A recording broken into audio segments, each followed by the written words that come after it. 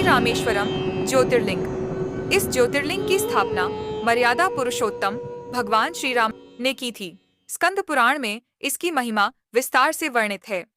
इसके विषय में यह कथा कही जाती है, जब भगवान श्री राम जी लंका पर चढ़ाई करने के लिए जा रहे थे, तब इसी स्थान पर उन्होंने समुद्र की बालू से शिवलिंग बनाकर उसका पूजन किया था।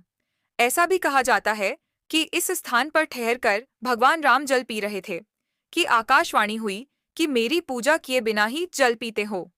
इस वाणी को सुनकर भगवान श्री राम ने बालू से शिवलिंग बनाकर उसकी पूजा की तथा भगवान शिव से रावण पर विजय प्राप्त करने का वर मांगा।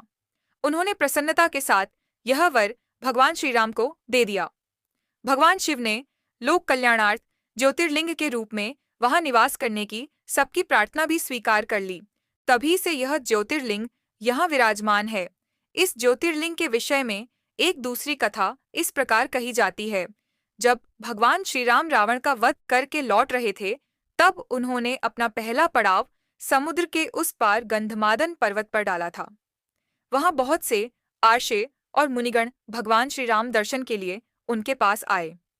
उन सभी का आदर सत्कार करते हुए भगवान राम ने उनसे कहा कि पुलस्त्य के वंशज रावण का धव करने के कारण मुझ पर ब्रह्महत्या का पाप लग गया है।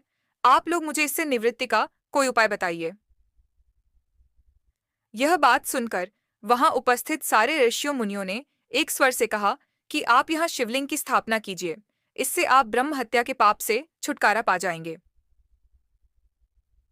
भगवान श्री राम ने उनकी यह बात स्वीकार कर हनुमान जी को कैलाश पर्वत जाकर वहां से शिवलिंग लाने का आदेश दिया।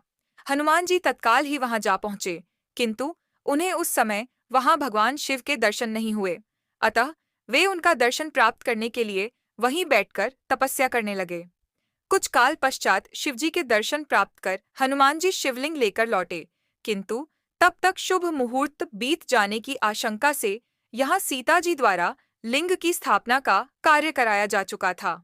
हनुमान जी को यह सब देखकर बहुत दुहक हुआ। उन्होंने अपनी व्यथा भगवान श्री राम से कह सुनाई।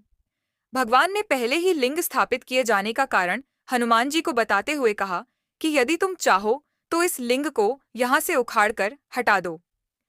हनुमान जी अत्यंत प्रसन्न होकर उस लिंग को उखाड़ने लगे, किंतु बहुत प्रयत्न करने पर भी वह टस से मस नहीं हुआ।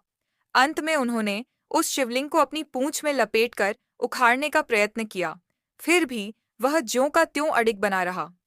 उलटे हनुमान जी ही धक्का खाकर एक कोस दूर मूर्छित होकर जा गिरे। उनके शरीर से रक्त बहने लगा। यह देखकर सभी लोग अत्यंत व्याकुल हो उठे। माता सीता जी पुत्र से भी प्यारे अपने हनुमान के शरीर पर हाथ फेरती हुई विलाप करने लगीं। मूर्छा दूर होने पर हनुमान जी ने भगवान श्री राम को परम ब्रह्म के रूप में सामने देखा। भगवान ने उन्हें शंकर जी की महिमा बताकर उनका प्रबोध किया। हनुमान जी द्वारा लाए गए लिंग की स्थापना भी वहीं पास में करा दी।